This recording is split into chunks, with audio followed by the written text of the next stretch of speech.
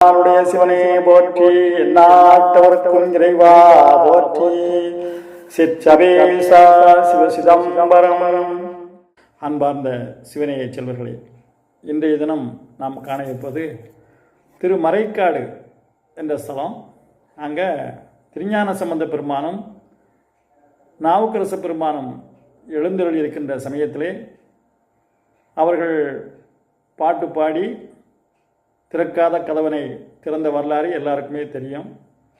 அந்த சமயத்தில் தான் மதுரையில் சமணருடைய ஆதிக்கம் அதிகமாகி அந்த சிவன் கோவிலை வழிபடுவதற்கு ஆளே கிடையாது. சிவன் கோயிலை யாராவது வழிபட்டால் அவர்களுக்கு தண்டனை நிச்சயம் என்பது மன்னனுடைய கூற்று, கூன்பாண்டியன். இந்த மாதிரி சமயத்தில் தான் அவருடைய மனைவி மங்கையர்க்கரசியார் இணைஞ்சாங்க. ஞானசம்பந்தரும் நாவுக்கரசரும் அங்கே திருமறைக்காட்டிலே எழுந்தருள் செய்து